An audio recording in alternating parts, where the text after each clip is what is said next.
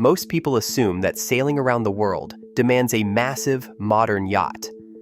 But history quietly disagrees. A handful of small boats, some under 26 feet, have made the full ocean crossing with nothing more than simplicity, full keels, and heavy ballast. If size is not the gatekeeper, what really makes these 5 compact designs capable of offshore survival? And what trade-offs did their crews face that most sailors never hear about?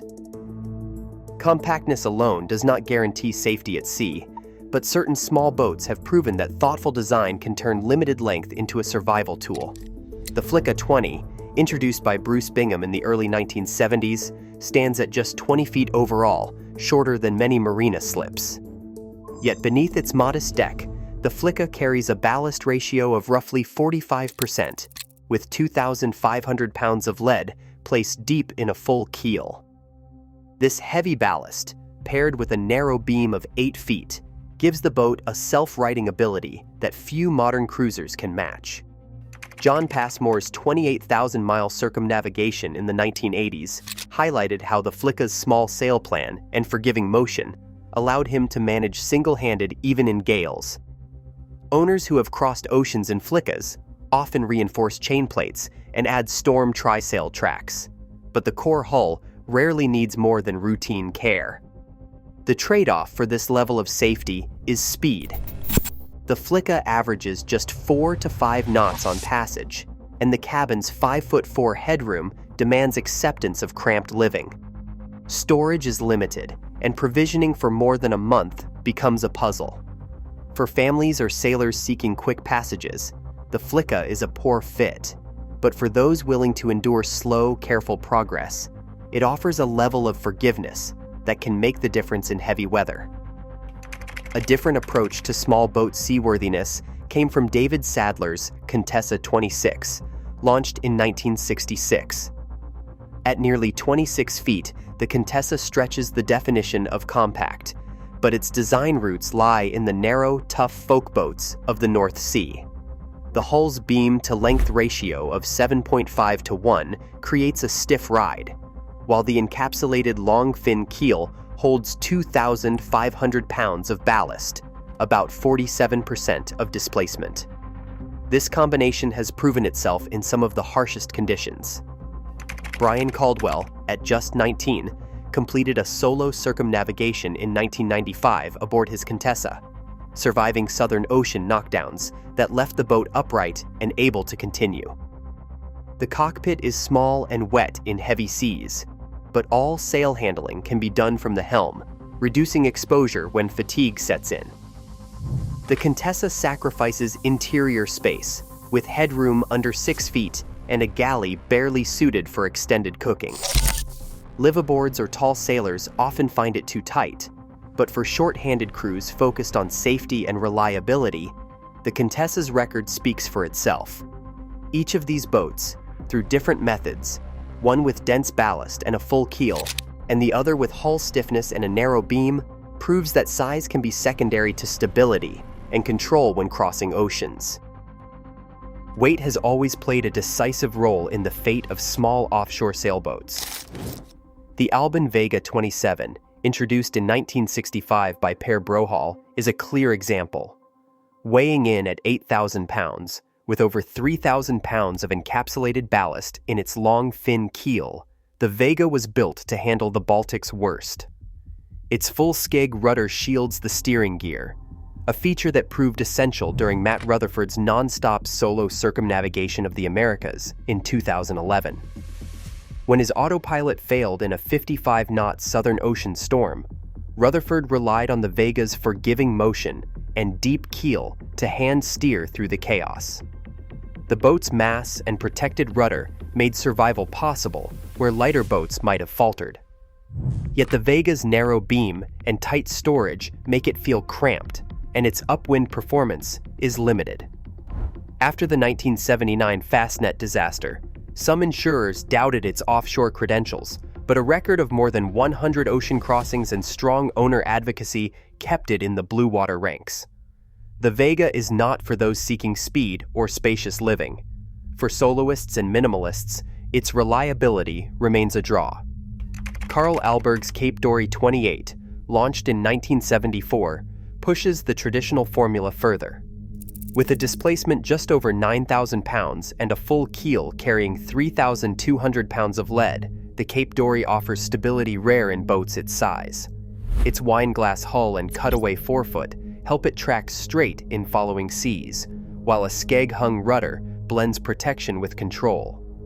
Owners often retrofit wind vane self-steering, enabling 40-day passages with little cockpit exposure.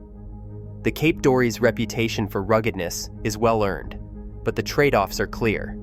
Expect slow progress in light winds, limited tankage, and a cabin that feels more like a storm shelter than a home. Maintenance is constant, and the conservative rig means speed is always sacrificed for safety.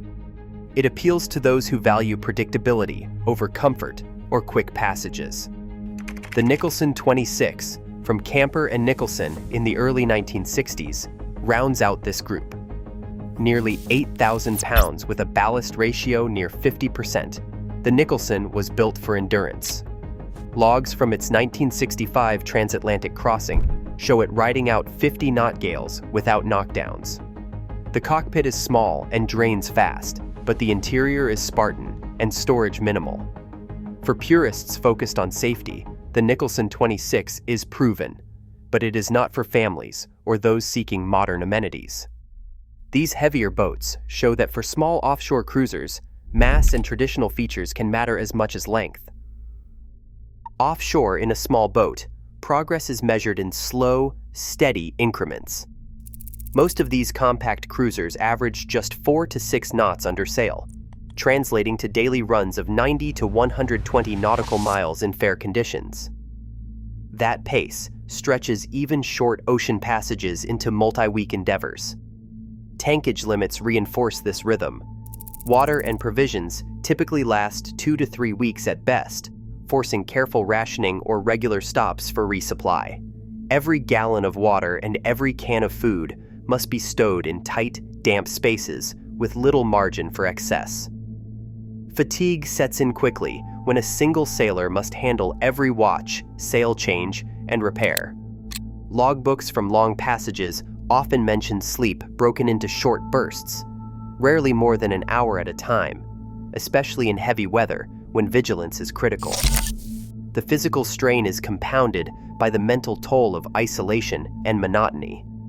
Some sailors have admitted in interviews and memoirs to using caffeine or the occasional drink to stay alert or to relax nerves, but most accounts emphasize the need for clear judgment rather than chemical aid. The margin for error is slim. A missed squall, a slipped line, or a moment of inattention can escalate quickly when there is no one else aboard to help. These realities define the experience more than any design detail.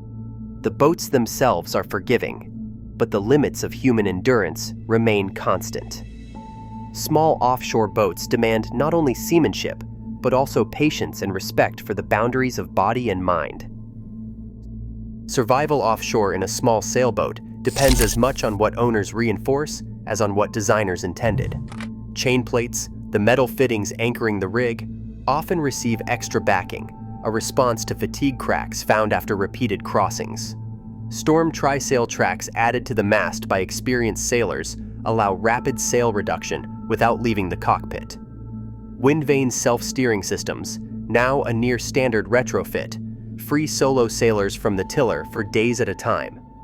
These upgrades are not luxuries, but necessities, shaped by the realities of long passages and relentless motion. Underlying these modifications is a single doctrine: stability matters more than speed.